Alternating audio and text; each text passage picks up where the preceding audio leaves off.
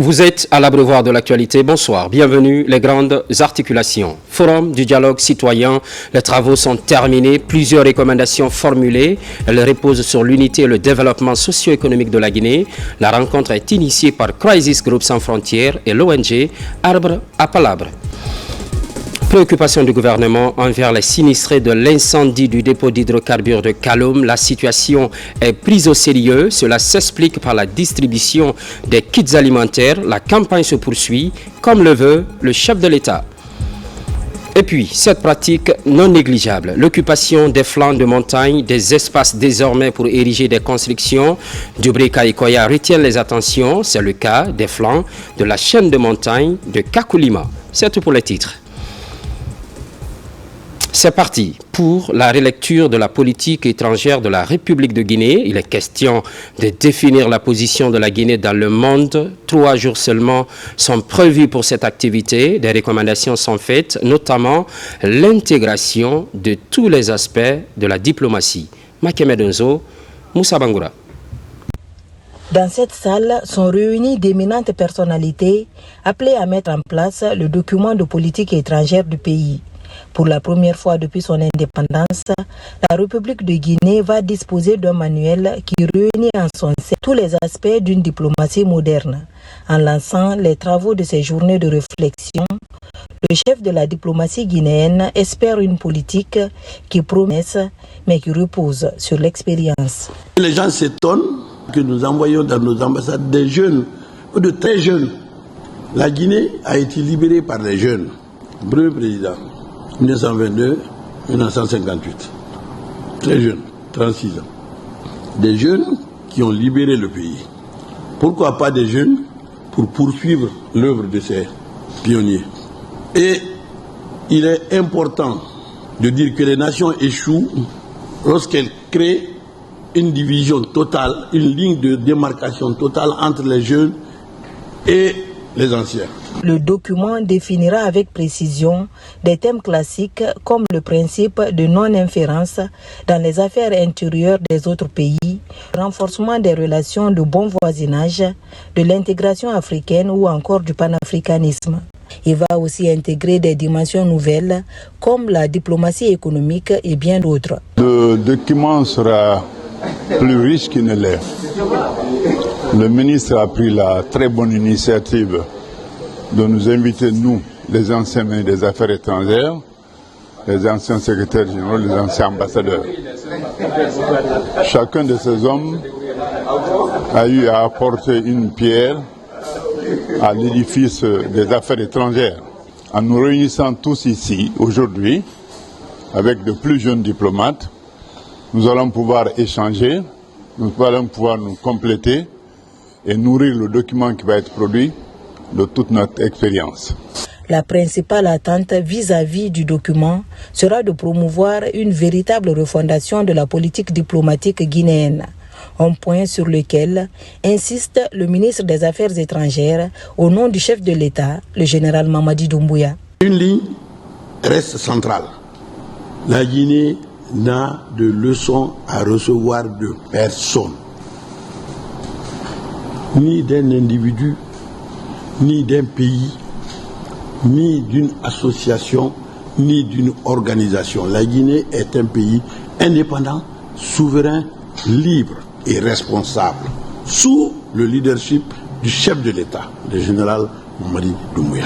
Avec ce document, la Guinée va avoir la même ouverture à tous les pays du monde. Aucune préférence, sinon ses propres intérêts pour le développement du pays.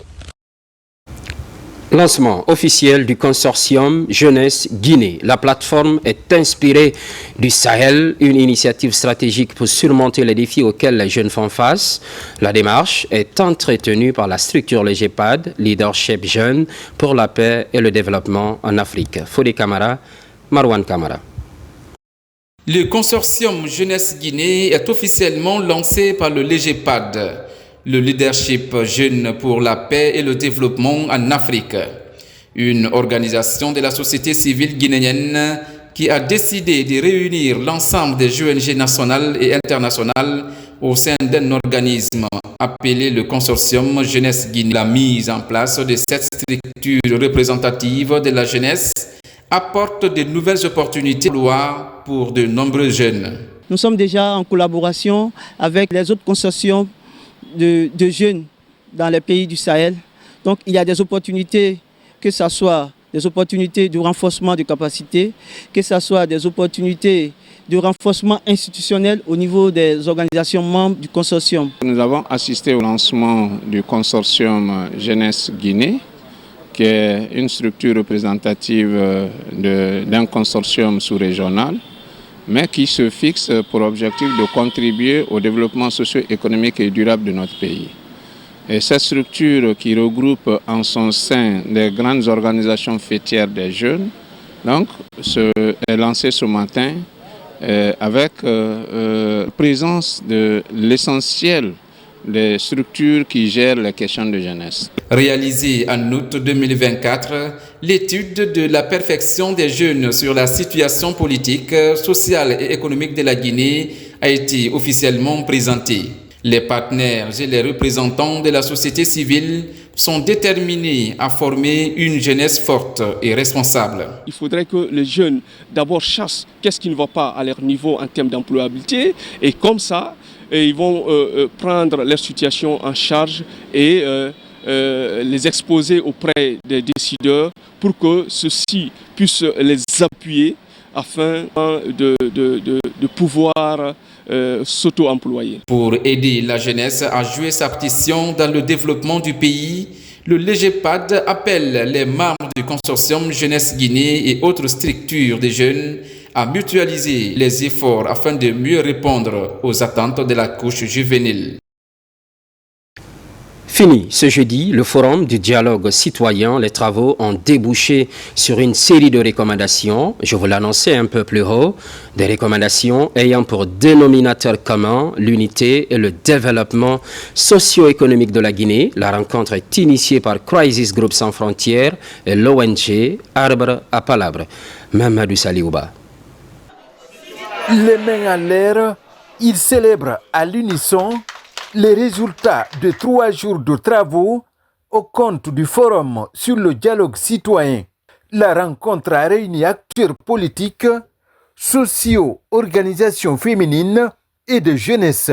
Les débats ont abouti à des recommandations axées sur la compréhension mutuelle et l'unité nationale. L'espoir est né. Le Guinéen nouveau s'est retrouvé, s'est réveillé. Et nous allons continuer en tant que citoyens à se parler franchement, à se dire la vérité pour pouvoir se réconcilier avec nous-mêmes, se réconcilier avec toute l'histoire de la Guinée jusqu'aujourd'hui et aller en avant ensemble pour la stabilité, l'unité nationale, la sécurité et le développement de la Guinée. Cet événement m'a démontré que c'est possible en Guinée, que nous, Guinéens, sans les esprits, sans les considérations politiques et politiciennes, qu'on peut se donner la main, qu'on peut s'asseoir et regarder, discuter. Ce forum du dialogue citoyen a été un espace d'échange sur des grandes problématiques sociales, économiques et politiques.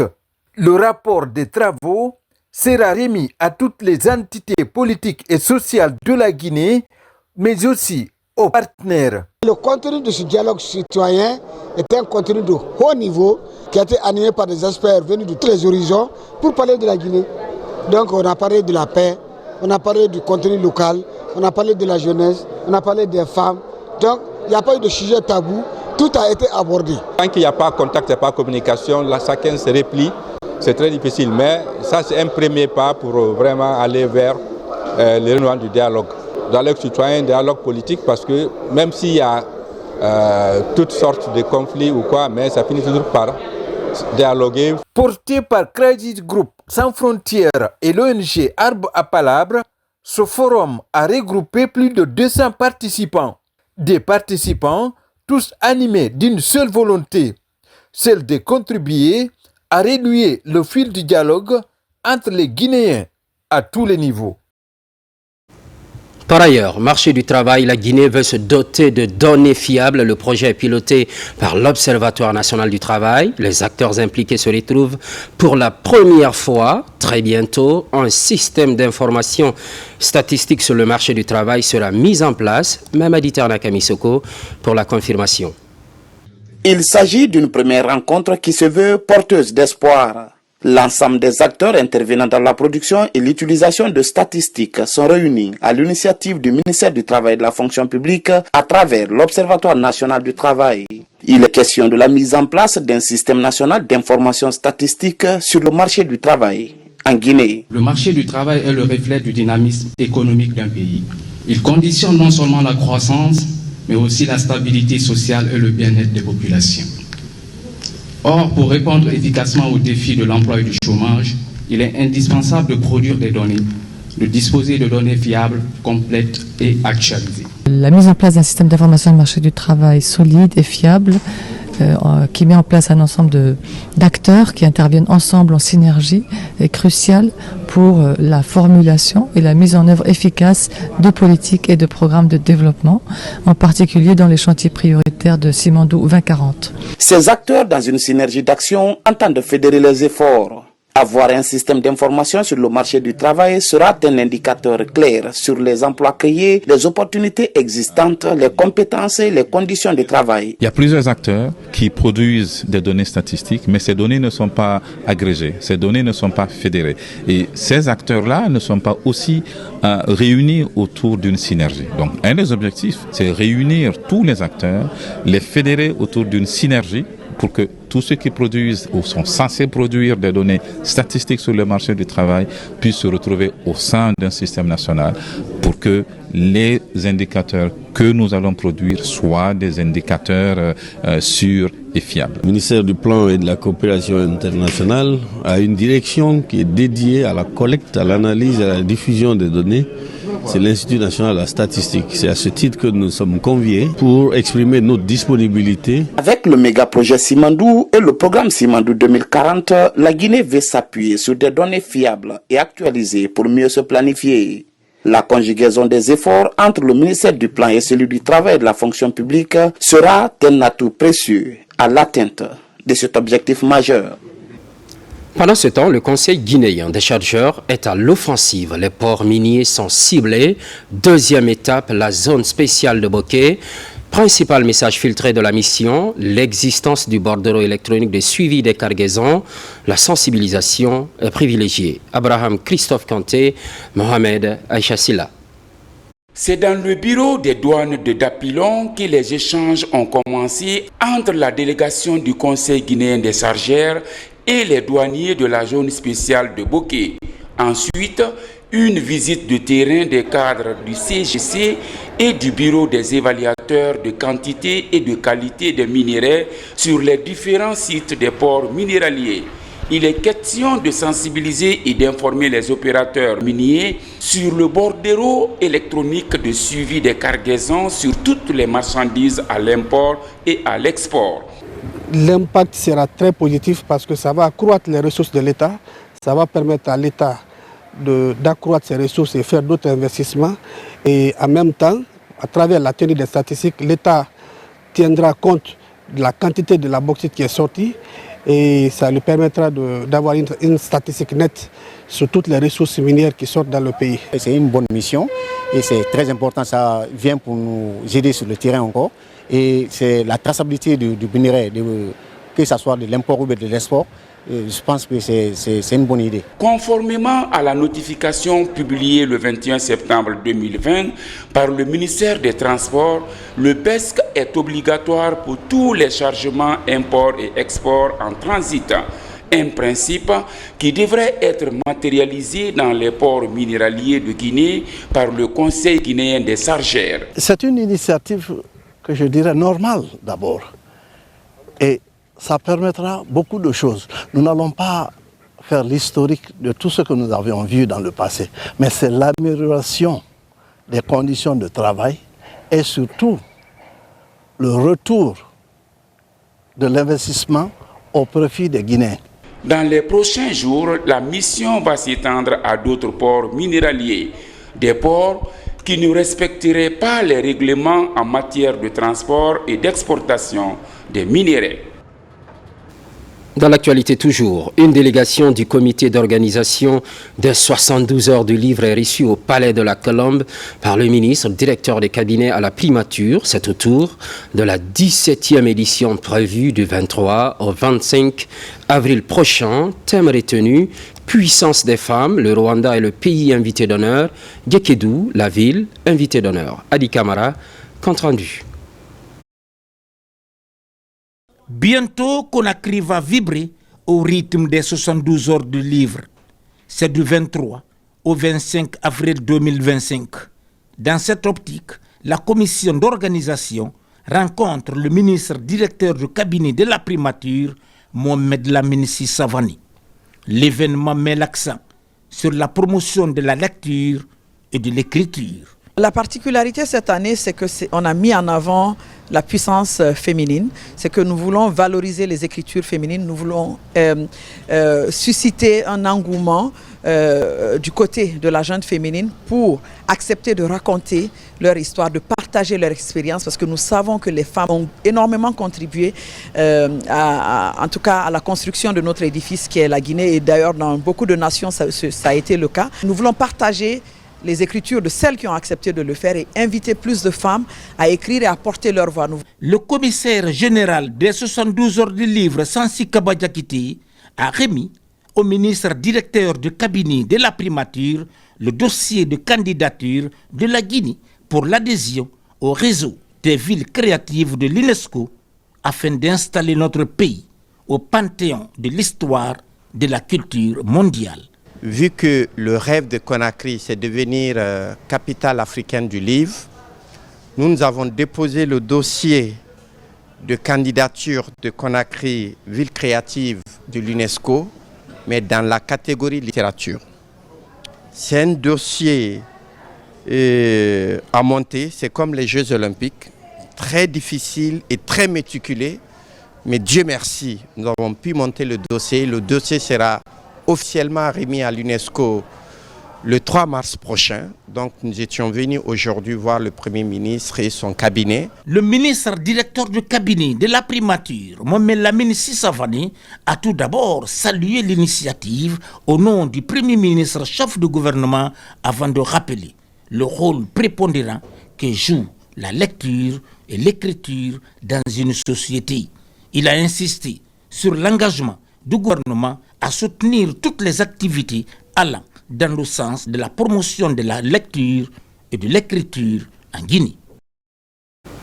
Dans le même élan, point de presse au gouvernorat de Conakry, c'est pour annoncer le préparatif des 72 heures du livre et de la présentation de Conakry au réseau des villes de l'UNESCO dans le domaine de la littérature. Moussa Bangoura. Bientôt, le lancement officiel des 72 heures du livre en Guinée. Ici, au gouvernorat de Conakry, un point de presse a été organisé pour expliquer les enjeux de cette activité culturelle qui se tiendra les 23, 24 et 25 avril prochains. Sous l'égide de la première dame de la République, le thème des 72 heures du livre sera consacré cette année à la puissance féminine. Je lance un appel à toutes les femmes du monde littéraire de Guinée. Impliquons-nous pleinement dans cette initiative qui nous met à l'honneur et qui reflète notre contribution essentielle au développement culturel et social de notre pays. Cette édition est la nôtre. Dans le secteur de la littérature, notre pays est le mieux positionné grâce à des événements comme celui des 72 heures du livre. C'est aussi un véritable soutien aux politiques culturelles. Ce label va constituer un levier pour l'élaboration des politiques publiques favorisant donc la culture comme moteur de développement durable. Autre facette de la rencontre, la remise à la gouverneure du dossier de candidature de la ville de Conakry au réseau des villes créatives de l'UNESCO pour la promotion de la littérature. Cette candidature s'appuie sur une vision ambitieuse et des engagements concrets. Faire de la littérature un levier de transformation sociale, en garantissant un accès plus large aux livres et à l'éducation, soutenir les écrivains et les acteurs du secteur littéraire en renforçant leur rayonnement national et international. Lorsque la Guinée obtiendra ce label, c'est un grand plus pour la Guinée. Ça nous propulse vraiment au niveau international. Nous dépasserons vraiment ce que nous avons fait avec Conakry, capitale mondiale du livre. Après l'annonce officielle de la candidature de la Guinée, le verdict final sera connu avant le 23 avril prochain, date du démarrage de la 17e édition des 72 heures du livre. À présent, ce communiqué numéro 003-2025 PCNT portant convocation d'une plénière. Le président du Conseil national de la transition CNT convie l'ensemble des honorables conseillers nationaux à une plénière ce vendredi 28 février 2025 à 15h à l'hémicycle du Palais du Peuple. L'ordre du jour de cette plénière porte sur la délibération autour des conventions, accords et contrats ci-après. 1. Accord relatif au projet de réalisation des systèmes d'alimentation en eau potable des villes de Beila, Kobia et Fria. Convention de concession avec la société Kama SA et Andritz Hydro relative au développement de la microcentrale hydroélectrique de Keno et contrat d'achat d'énergie de la société Kama SA et Andritz Hydro relative au développement de la microcentrale hydroélectrique de Keno. 3. Contrat de crédit acheteur numéro 4 entre la République de Guinée et la société BPI France SA relatif aux 14 ouvrages de franchissement et 14 pistes rurales. 4. Accord cadre entre EDG et Topaz Multi-Industrie SA pour l'amélioration de la desserte en électricité. 5. Accord de financement IDA relatif au projet de transformation du système de santé. 6. Accord régional GE06 conclu et signé le 16 juin 2006 par la République de Guinée. Sont invités à prendre part à cette plénière les membres du Comité national du Rassemblement pour le développement CNRD, le Premier ministre chef du gouvernement, les président des institutions républicaines, le conseiller du président de la République chargé des relations avec les institutions républicaines, le ministre de l'économie et des finances, le ministre de l'énergie, de l'hydraulique et des hydrocarbures, le ministre des infrastructures et des travaux publics, le ministre de la santé et de l'hygiène publique, le ministre des postes, des télécommunications et de l'économie numérique, les chefs des missions diplomatiques consulaires et organisations internationales accréditées en République de Guinée, Madame la gouverneure de la ville de Conakry, le président des délégations spéciales des communes de Conakry, le représentant de la Confédération générale des entreprises de Guinée, l'administrateur général de l'administration et contrôle des grands projets, le directeur général de l'autorité de régulation des marchés publics, le secrétaire exécutif de l'Agence nationale de lutte contre la corruption et de la promotion de la bonne gouvernance, le coordonnateur du bureau de suivi des priorités présidentielles, les représentants des coalitions des partis politiques, les représentants des centrales syndicales, les représentants des organisations de la société civile, les représentants du Conseil national des jeunes de Guinée, les anciens membres du CTRN et du CNT de 2010, les représentants des organisations de la presse publique et privée. Compte tenu de l'importance de l'ordre du jour, la présence de tous les honorables conseillers nationaux est exigée. Conakry, le 27 février 2025, pour le bureau, le président du Conseil national de la transition, Dr Dansa Kourouman.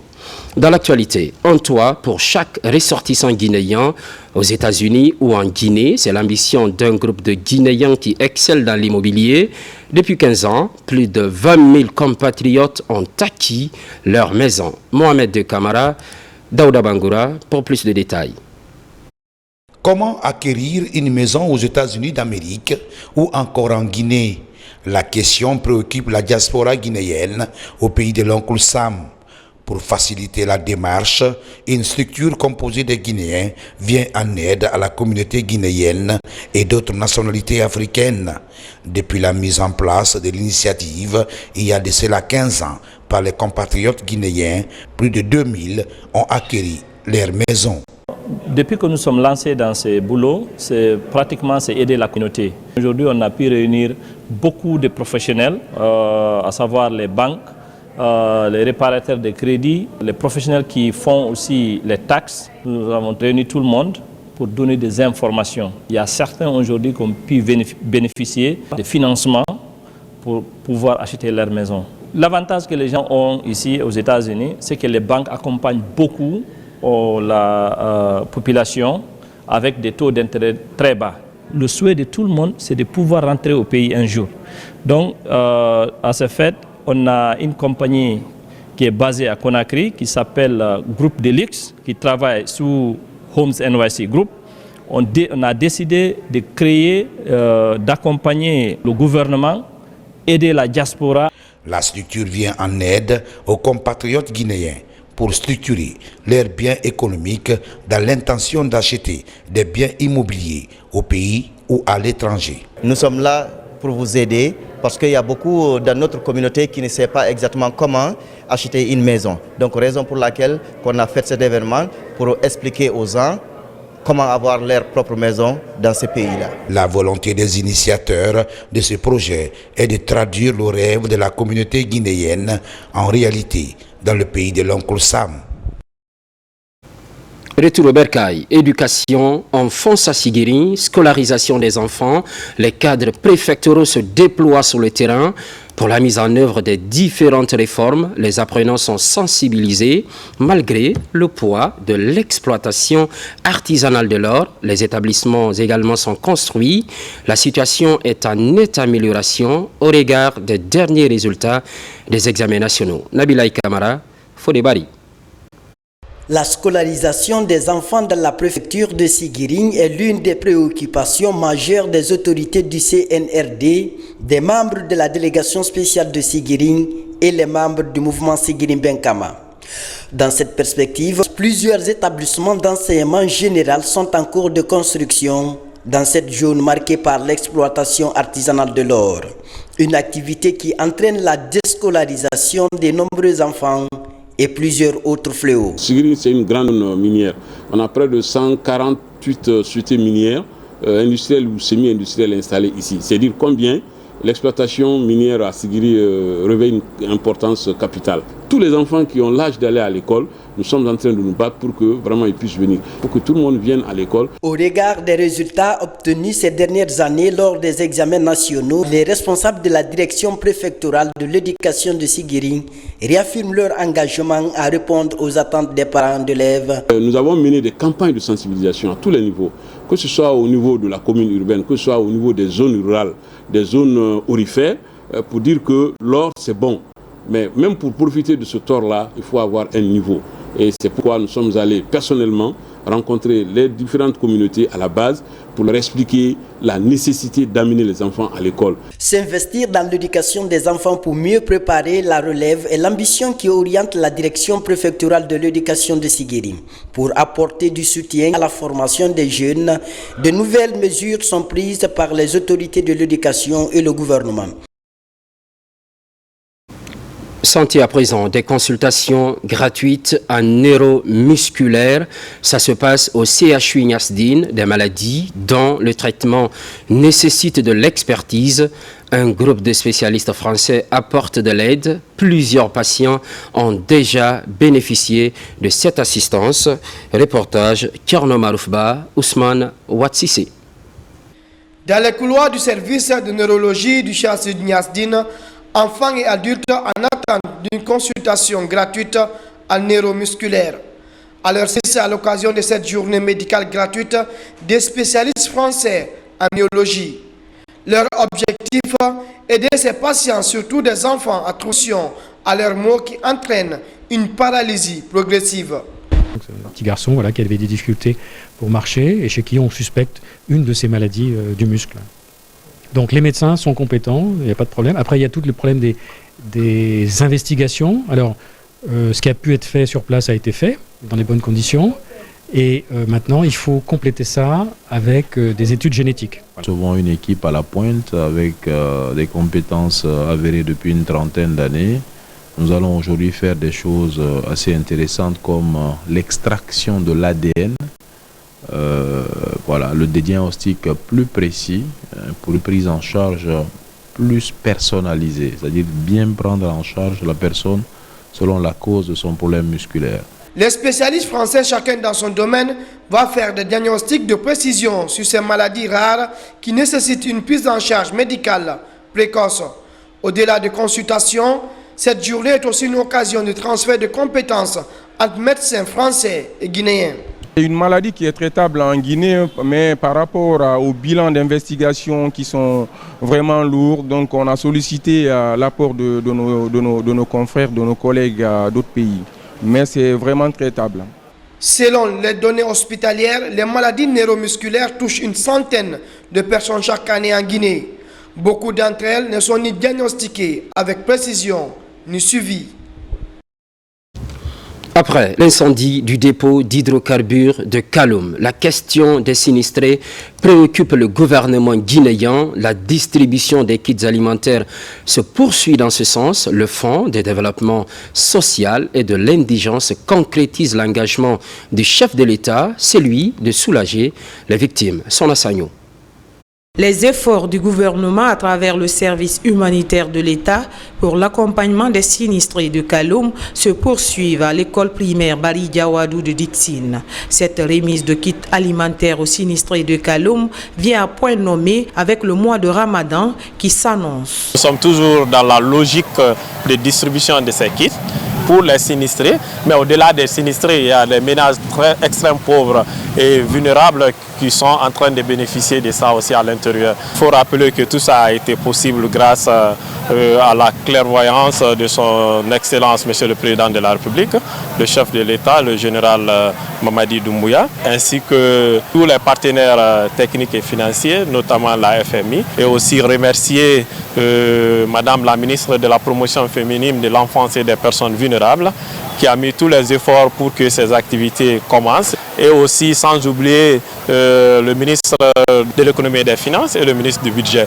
Tous ceux-ci ont fait un effort qui nous a permis d'aboutir à ces résultats. On fait en telle sorte que chaque Guinéen qui se sent à l'aise et qui sent qu'il n'est pas oublié par le gouvernement. Cette initiative humanitaire illustre la volonté du président Mamadi Doumbouya de ne laisser aucun Guinéen de côté et de lutter contre toute forme d'inégalité en Guinée. Nous sommes vraiment contents de ces multiples interventions en nous prenant à tout moment en charge. Que ce soit la prise en charge alimentaire, du moment que tous les espoirs étaient perdus, nous les revoyons tous les jours. Aujourd'hui, nos sentiments, c'est de vivre remerciements à l'endroit des autorités guinéennes.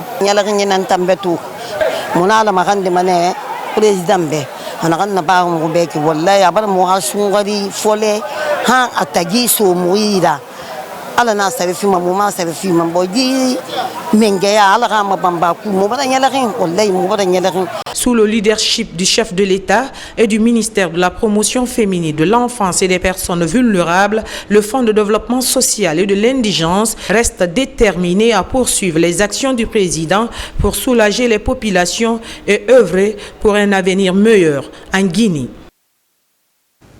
Des kits alimentaires pour lutter contre la faim. Justement, le gouvernement guinéen et le programme alimentaire mondial intensifient leur partenariat. Résultat immédiat, le don de riz d'une valeur de 2 400 000 $ en faveur des personnes vulnérables. Un geste du gouvernement japonais au PAM. La remise est officielle. Lancé Kamisoko. Au siège du programme alimentaire mondial à Conakry, c'est un nouveau chapitre qui s'écrit dans la coopération bilatérale entre la Guinée et le Japon. À travers cette signature, le gouvernement nippon s'engage à financer les activités du PAM en Guinée à hauteur de 2 460 000 $. Cette assistance symbolise la solidarité entre ces deux nations dans la lutte contre la faim. D'un montant de 2 460 000 $, il permettra d'acheter près de 2600 tonnes du riz japonais peut apporter une assistance à plus de 89 000 personnes vulnérables en Guinée.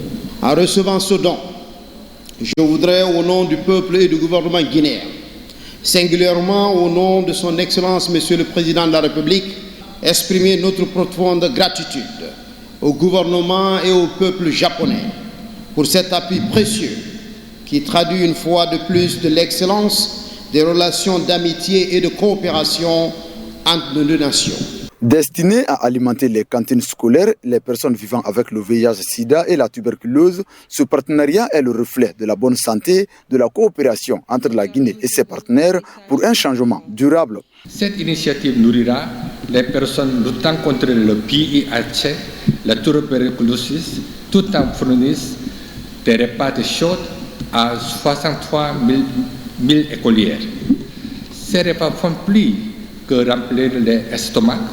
Ils alimentent l'apprentissage, éveillent les élèves et posent la fondation de l'avenir de la Guinée. Malgré des avancées significatives enregistrées dans la lutte contre la faim en Guinée, des efforts restent à faire. Plus de 4 millions de Guinéens sont encore menacés par l'insécurité alimentaire selon une enquête menée en 2024.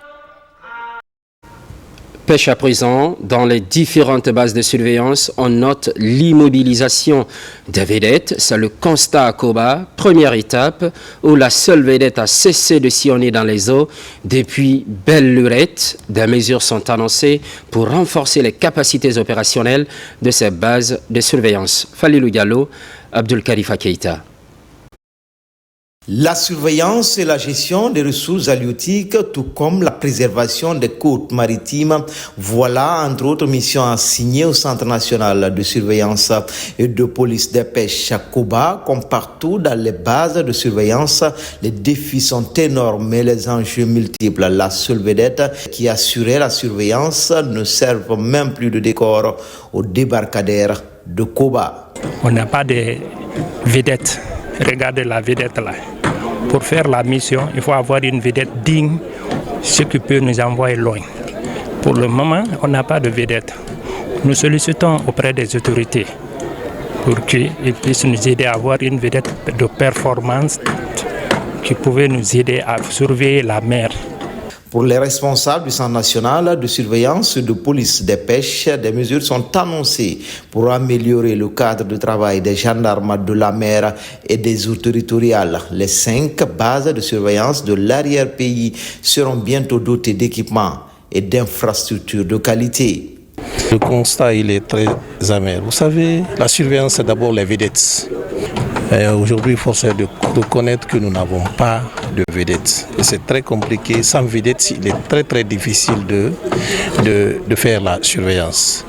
C'est donc le lieu de remercier et de féliciter le gouvernement, le président de la République, le chef de l'État, le général Mamadi Doumbouya, qui est en train de prendre toutes les dispositions pour que les 6 bases de surveillance soient dotées des vedettes modernes. Autre fait marquant de cette visite, c'est également l'état de vétusté des bâtiments qui abritent les locaux de cette base de surveillance. Ici, les cadres travaillent dans des conditions très précaires, toute chose qui pourrait affecter la qualité des résultats exigés.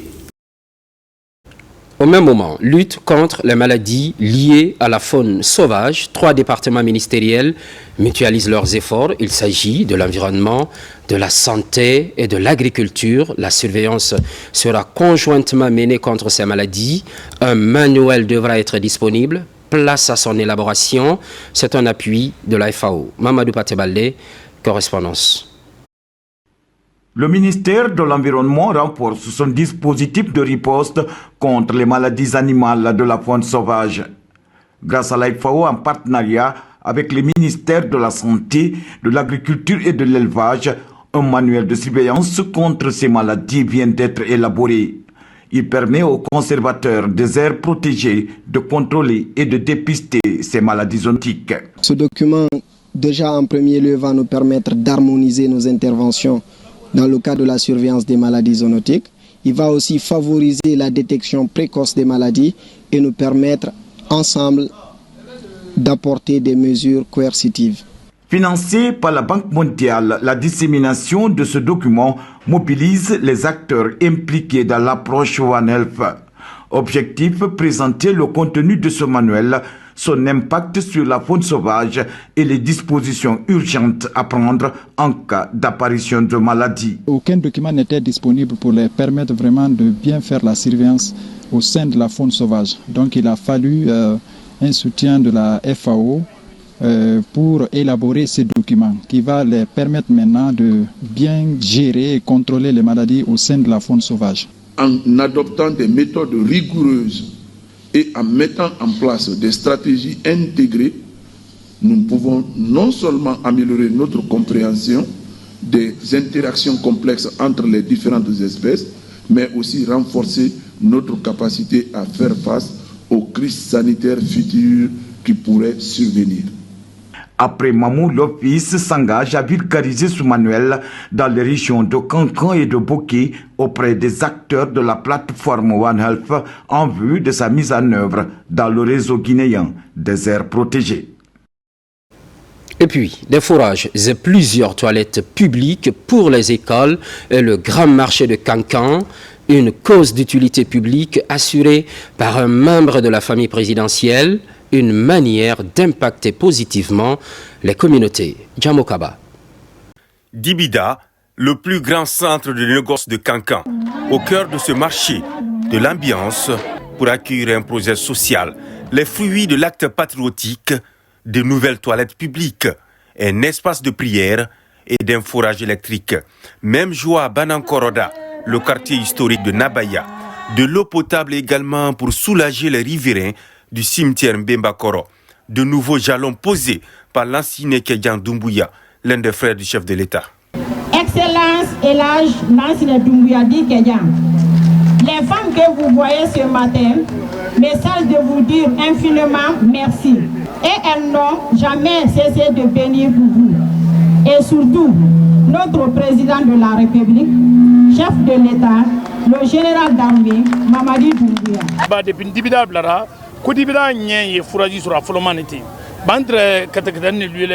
C'est la première fois que le marché d'Ibida bénéficie d'un forage. Et ça, grâce à la famille de notre grand président.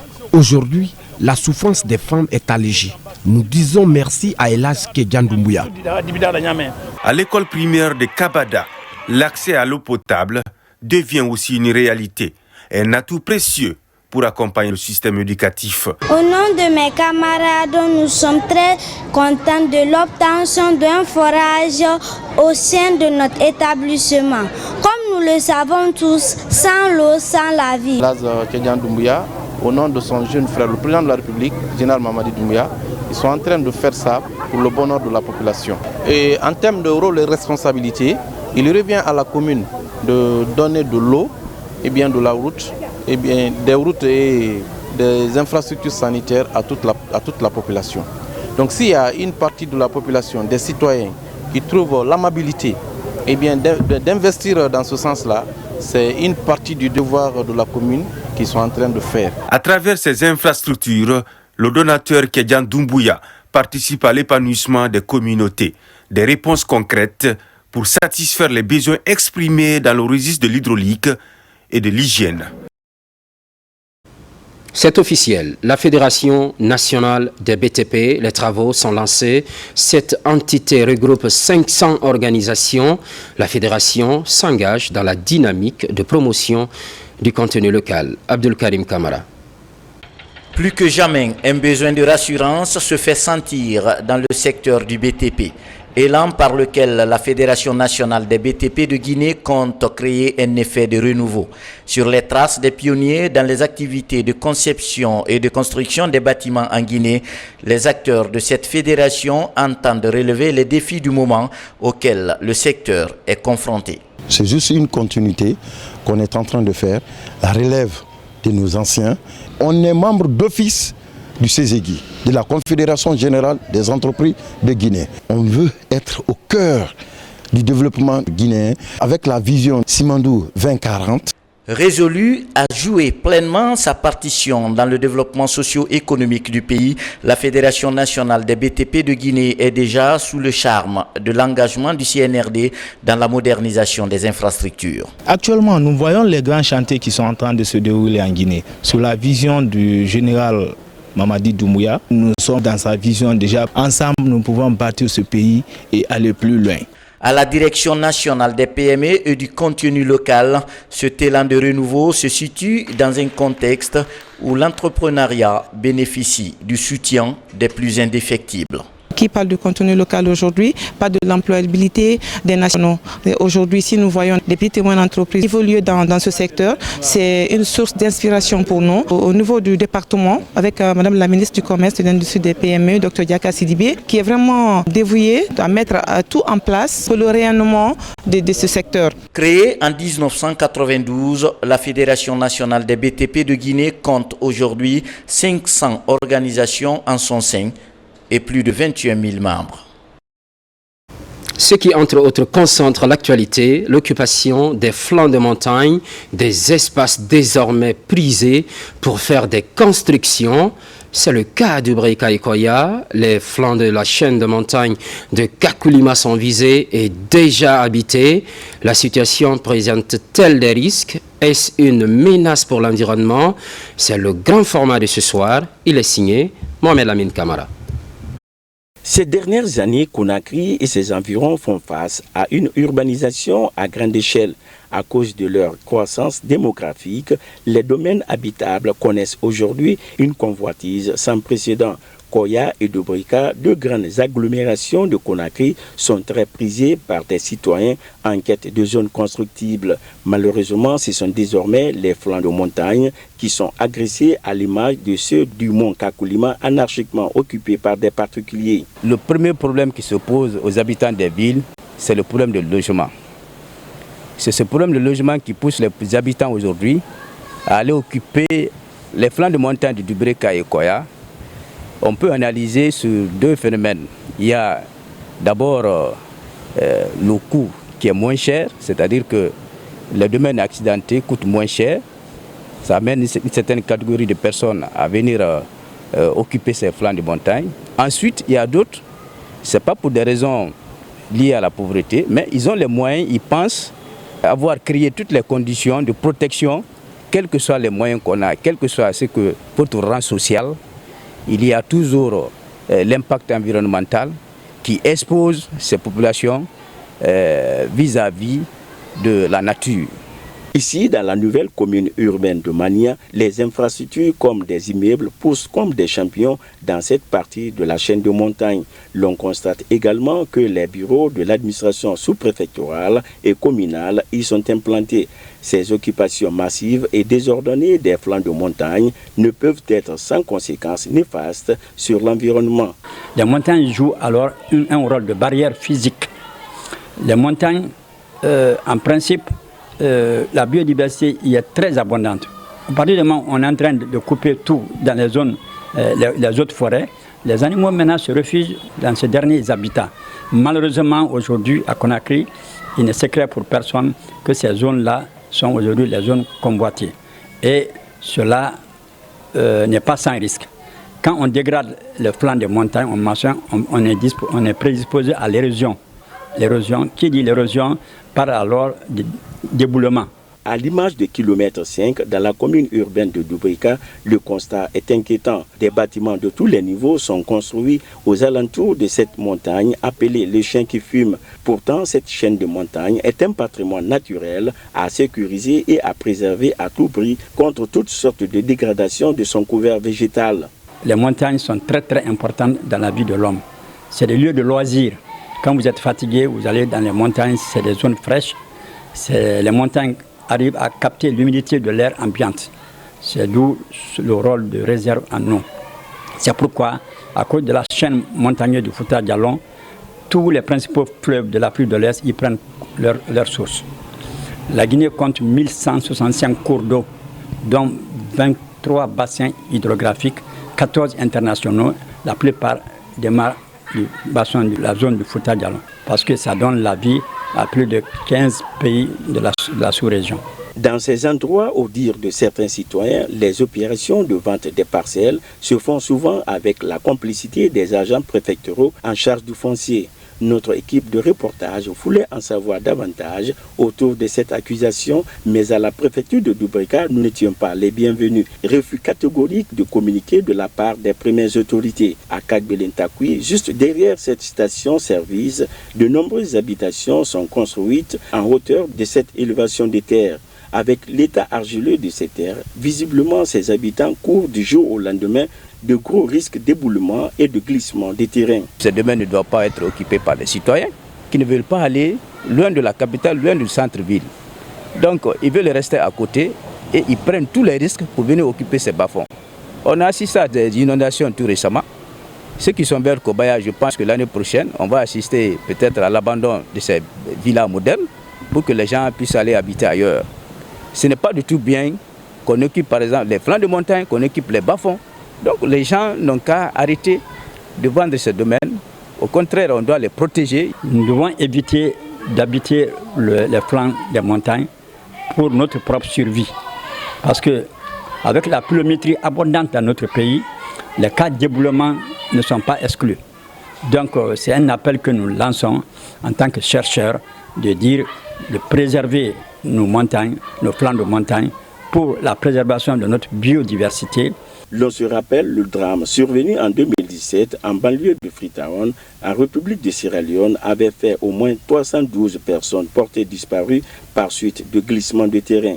L'occupation des flancs de montagne était à l'origine de cette tragédie. Pour éviter que de tels drames se produisent en Guinée, il est donc temps et grand temps d'envisager des mesures draconiennes contre toute forme d'occupation illégale. À prendre très au sérieux. Opération Coup de balai en banlieue de Conakry, Yimbaya précisément, c'est en soutien des initiatives présidentielles de lutte contre l'insalubrité. Mikini Moussa Kamara. À Yimbaya, une bataille farouche est menée contre l'insalubrité. C'est une conception du mouvement Action des acquis pour la défense de la République. Les enjeux sont clairs, accompagner la politique d'assainissement des autorités guinéennes. On s'est focalisé sur l'assainissement, sur les lieux publics, principalement sur les mosquées. Plusieurs secteurs, mosquées et la plage de Benarès étaient au centre de ces différentes activités d'assainissement. La population de Yimbaya Port et les gestionnaires des plages sont mobilisés pour nous montrer que l'action qu'il est en train de faire pour le pays, c'est une action noble. C'est une synergie d'action des mouvements associatifs du quartier Yimbaya. La promotion de la santé publique et le soutien des acquis de la République sont des objectifs globaux. À Kassa, la communauté insulaire retrousse les manches. Pour le développement local et la cohésion, un tournoi de foot est organisé et le regroupe les différents secteurs des îles de Los. Cette manifestation sportive est l'une des réponses à l'attention portée par le chef de l'État à l'île de Kassa. Souleymane Kamara. La communauté des insulaires réunie autour du Curon. Depuis le 27 janvier dernier, le stade de proximité de Kassa vibre au rythme du tournoi de l'unité et du développement des îles de Los. Une compétition qui a rassemblé 14 équipes issues des secteurs de la commune urbaine. Après plusieurs rencontres intenses, la grande finale a opposé la section de Fotiba à l'équipe de Mangué. Mon cœur est rempli de joie, je ne sais pas quoi dire maintenant. Vraiment, on avait décidé, la victoire là c'est pour nous, c'est pour Fotoba, c'est pour tous les insulaires. Les autres îles, y compris l'île de Fotoba, de Tamara, de Roum, de Roubané, de Kassa, de Mangué, de Soro, nous tous, on se donne la main. De dire à l'autorité de la tradition que nous sommes prêts à les accompagner. Cette compétition sportive vise à renforcer la cohésion sociale et à promouvoir le développement à travers le sport. C'est aussi une manière pour les îles de Los de remercier le président de la République, le général Mamadi Doumbouya, pour toute l'attention qu'il a portée à la commune urbaine de Kassa. C'est un sentiment de joie et de satisfaction dans la mesure où vous voyez tous les insulaires se mobilisent autour des... Tenez bien, depuis 2016, elle n'a jamais perdu une finale, mais la tradition vient de s'estomper. L'équipe de Oudou Makoro a été battue par FC Moro Sidibé Déception totale dans tout le village de Sako, où le football est une passion. Derrière cette émotion, l'objectif semble atteint, renforcer le vivre ensemble et freiner l'exode rural. Moussa Komara est sur place. À 7 km de Kignera, Oudoumakoro, un village des passionnés de foot. Mais la nuit de ce mercredi aura été une des plus longues pour ses habitants. En finale contre FC Mouro Sidibé, l'équipe du district perd la coupe dans les tirs au but. Une première depuis 2016. Depuis le début du tournoi, on avait fourni l'effort pour rapporter cette trophée, mais Dieu n'a pas voulu. Et aujourd'hui, bien sûr, on avait bien joué, l'équipe a bien joué, mais le centre de tir au but, c'est une centre. Pendant des semaines, 8 équipes sélectionnées de la commune rurale de Kignéran et environ compétit. Jusqu'en finale, aucun incident n'a été signalé. Chez les vainqueurs, c'est l'extage. Je suis content ce soir, très fort, parce qu'on a gagné. Mon équipe, il est entraîné, il est bien joué quand même. Derrière ce tournoi qui porte le nom de l'un des dignes fils de la localité, Khalil Sako, la sensibilisation des jeunes sur le renforcement du tissu social, les méfaits de la migration irrégulière et l'exode rural. Des exemples sensibles sur la traversée de la Méditerranée sont donnés pour dissuader ceux qui espèrent emprunter encore cette aventure périlleuse. Chers jeunes, je voudrais que vous sachiez que votre première priorité dans votre vie, c'est de réussir dans ce que vous êtes en train de faire, ce que vous faites maintenant. Les études, les métiers, le travail, quoi que vous faites, il faut réussir dans ça. Ne sautez pas les étapes, ne soyez pas pressés, n'adhérez jamais au raccourci de la vie. Personnellement, j'ai vécu en Europe, je sais de quoi il en parle, pour conseiller les jeunes de rester là et d'investir dans diverses activités qui peuvent les retenir ici afin de les faire éviter l'immigration clandestine. Pour maintenir les jeunes et leur permettre de pratiquer leur passion, le parrain du tournoi promet de construire un stade moderne et un foyer d'accueil multiservice où les jeunes pourraient s'épanouir. Sport toujours, et pour terminer cette édition, championnat national de Scrabble francophone, les jeux sont bouclés à Conakry, la compétition a duré 2 jours, une organisation de la Fédération guinéenne de Scrabble francophone. Adam Amara. Ce sont les clubs de Conakry, Kamsar et Zérékoré qui ont participé à cette compétition. Elle consiste à placer les mots à travers les indications. La concentration, la recherche des mots et le calcul sont au centre de cette discipline dédiée à la culture. Nous ne pourrons aller défendre la Guinée que les meilleurs. Et pour avoir les meilleurs, il faut compétir. Il faut montrer déjà sur le plan national que vous êtes un professionnel du Scrabble et que vous êtes parmi les meilleurs pour pouvoir représenter le tricolore national.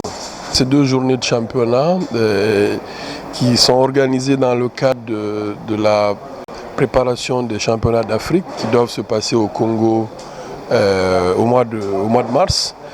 Et puis ensuite, il y a le championnat du monde de Scrabble qui est prévu au Canada au mois de juin. Donc dans le cadre là, la Guinée a besoin de sélectionner des joueurs. Donc ce championnat va permettre à la fédération de sélectionner les joueurs pour ces échéances-là. Après 2 journées riches en compétitivité, la commission arbitrale délibère. Sur initiative de la Fédération guinéenne de Scrabble, a débuté le championnat national qui se déroule en 2 catégories. Comme on vous l'a dit précédemment, le duplicate et le classique. Le message qu'on lance, c'est le courage, la motivation. Pas trop de secrets, c'est la sérénité, il faut être serein. Jouer juste ce que tu connais, ce que tu maîtrises, ne tente pas.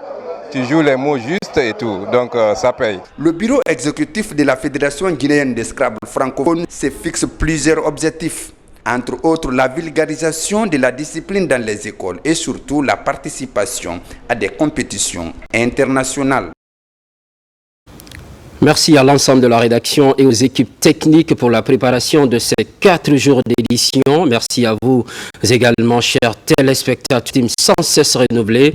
L'actualité évolue sur la Guinée, notre paradis, terre de richesse et d'innovation. À très vite.